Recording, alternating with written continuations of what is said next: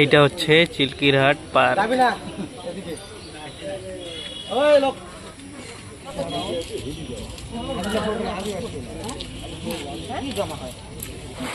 আর বন্ধুরা দেখুন, বলতে বলতেই বৃষ্টি শুরু হয়ে গেল।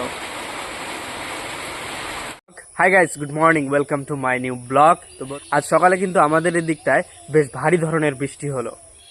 আর দেখুন, আকাশটা কিন্তু এখনো মেঘাচ্ছন্নই রয়েছে। মনে হচ্ছে দিনের বেলায় আরো বৃষ্টি হবে। কেমন মেঘলা মেঘলা দেখা যাচ্ছে, ঝাপসা চারিদিকটা। আর বন্ধুরা দেখুন, বলতে বলতেই বৃষ্টি শুরু হয়ে গেল। বন্ধুরা আর একটু পরে আমরা দুজনে যাব পোস্ট অফিসে। পোস্ট অফিসে যাওয়ার কারণ হচ্ছে আমাদের সমস্ত ডকুমেন্টসে একটাই মোবাইল নাম্বার লিঙ্ক করানো রয়েছে। তো আজকে আমরা যাব পোস্ট অফিসে গিয়ে ঝুমকির যে আধার কার্ড রয়েছে, আধার কার্ডে একটা নতুন নাম্বার আমরা লিঙ্ক করব, এবং লিঙ্ক করানো হয়ে যাওয়ার পর, লিঙ্ক করতে সময় লাগে মোটামুটি 72 ঘন্টা।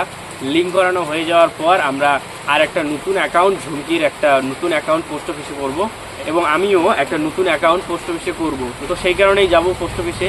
তো বৃষ্টিটা থামুক এবং সকালের খাওয়া দাওয়াটা হোক, হয়ে গেলেই আমরা বেরিয়ে পড়ব। A few moments later. সকালের খাওয়া দাওয়া কমপ্লিট করার পর আমি এখন রেডি হয়ে নিয়েছি পোস্ট অফিসে যাওয়ার জন্য।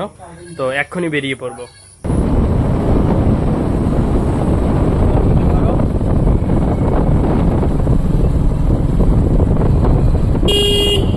তো বন্ধুরা চলে এলাম পোস্ট অফিসে। এই যে দেখুন কি পরিমাণে ভিড় হয়েছে। জানি না আজকে আমাদের কাজ হবে কিনা।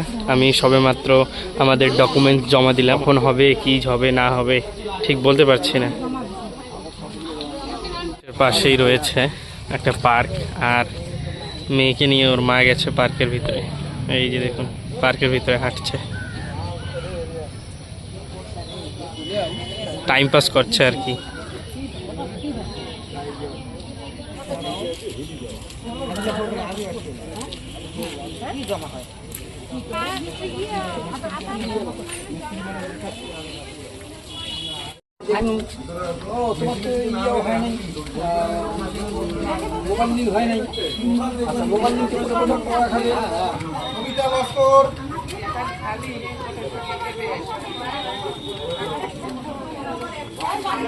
বন্ধুরা অনেকক্ষণ অপেক্ষা করার পর এই যে এখন দেখে নাও, এখন বাজে 2টা 19, সবেমাত্র আমাদের কাজ হলো।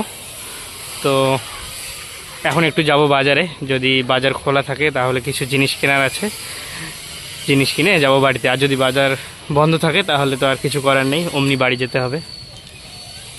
তো বন্ধুরা এই যে দোকান খোলাই আছে। গালামালের দোকান থেকে প্রথমে মেয়ের জন্য খাবার ও প্যাম্পাস নিতে হবে।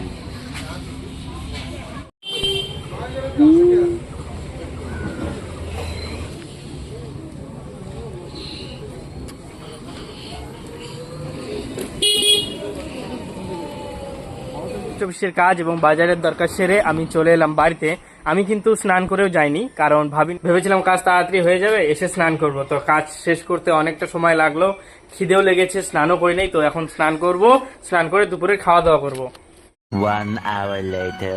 ফাইনালি আমার স্নান কমপ্লিট। স্নান করার পর আমি দুপুরের খাওয়া দাওয়া করলাম। খাওয়া দাওয়া করার পর আমি একটু ঘুমিয়েও নিলাম। তো এখন ঘুম থেকে উঠে ফ্রেশ হয়ে আবার শুরু করলাম ব্লগ করতে। কয়েকদিন ধরে ভাবছি যে আমি ধান ক্ষেতগুলো দেখতে যাব, কিন্তু সময় হচ্ছে না। তখন যাব একটু ধান ক্ষেতগুলোর ওখানটায়, ধান ক্ষেতগুলো দেখতে আর কি। তো তোমরাও দেখবে, তো চলো। যথারীতি আমি আমার সাইকেল নিয়ে বেরিয়ে পড়লাম ধান ক্ষেত দেখতে যাওয়ার উদ্দেশ্যে।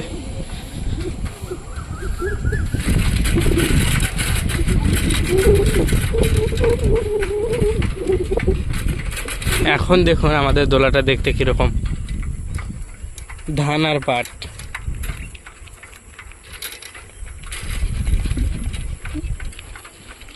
তো ফাইনালি চলে এলাম আমাদের ধান ক্ষেতের এখানটায়।